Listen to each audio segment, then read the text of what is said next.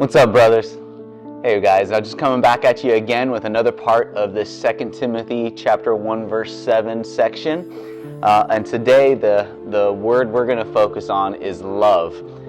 And I think it's super appropriate that we would even use that word today, following on the heels of, literally it was yesterday, Easter, and celebrating that glorious holiday of our risen Lord. The grave is empty. He is alive. He is risen. Hallelujah. I hope you guys had an enjoyable holiday. I hope you guys are doing all right. And so to kind of reach in, I'm going to read verse 7 again out of 2 Timothy chapter 1, and that is, "For God gave us a spirit not of fear, but of power and love and self-control." And to kind of go into what love is, and the idea that Paul is giving in this section is this kind of love that is self-sacrificing, that goes and seeks the benefit of others, the welfare of others, and pleasing God. Meaning this love is completely self-sacrificing. It is not something that is focused on us, but it is all outward. It is the giving to others, the doing for others, the serving of others, and all in the name of God. And I've got a couple verses that I want to context in regards to this, because they really go well. And so the first one is John chapter 13, verses 34 and 35.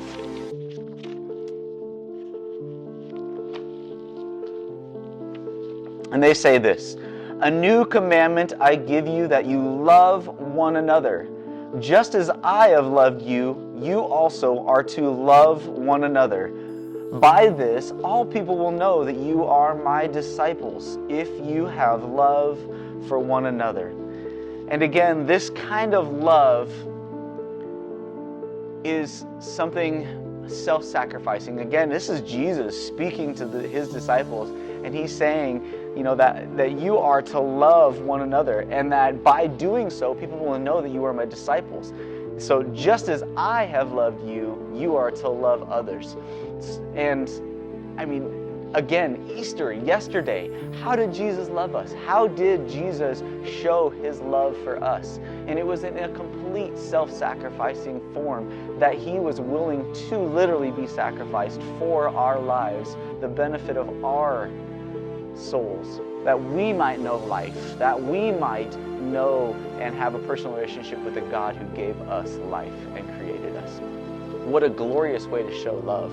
So if love is something that we should have, again, back to what Paul was saying to Timothy, "For God gave us a spirit not of fear, but of power and love and self-control," then this love ought to be self-sacrificing. This love ought to be serving others, doing for others, and their good, for the glory of God. And then we go to Romans chapter 13, verses 8 to 10. And this one's pretty cool.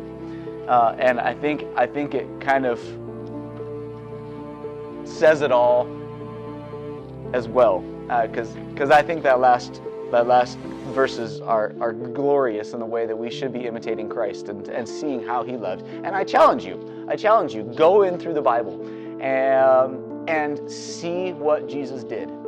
Examine how he lived, the lives he touched, and how he touched them, and what he did in his own life, to where we could act like him, emulate his life, so that we could show that love to others, so that we could be known as his disciples. So this is Romans chapter 13, verses 8 through 10. "Owe no one anything except to love each other. For the one who loves another has fulfilled the law. For the commandments, you shall not commit adultery, you shall not murder, you shall not steal, you shall not covet, and any other commandment are summed up in this one word: you shall love your neighbor as yourself. Love does no wrong to a neighbor. Therefore, love is the fulfilling of the law." This is a big statement. as the Israelites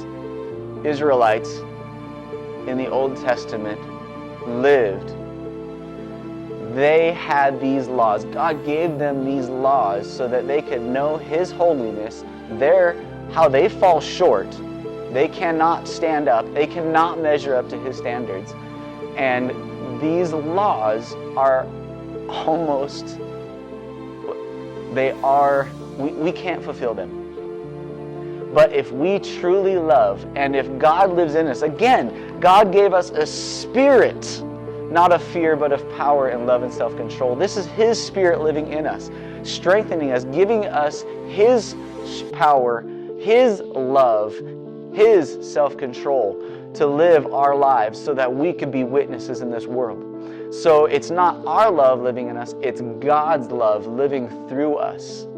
And that love can be the fulfilling of the law. That is the law that we cannot fulfill on our own. It is impossible for us to fulfill that law. So if God's love can live through us, then that love will overcome our own selfish nature, our own worldliness, and that love can then fulfill the law in us, which is not so that we can just be perfect and fulfill the law, but that when we love through God's love, when God's love lives through us, then we can be kind to our neighbors. We can be self-sacrificing. We can serve others. We can do unto others as we would want them to do to us. And so think about that as well. Is God's love living through you? Do you love your neighbor? Again, I like the statement that says, love does no wrong to a neighbor. So all these commandments, you shall not commit adultery, you shall not murder, you shall not steal. If I love others, I won't want to steal from them. If I love others, I won't want to commit adultery. If I love others, their life will be precious to me and I will not want to murder them. Think through love this week and how love should guide you and direct you. And that love being God's love, not yours, not what you can do, but how the Spirit of God can work through you and His love can impact those around you so that they might know you are His disciple. God bless you, brothers.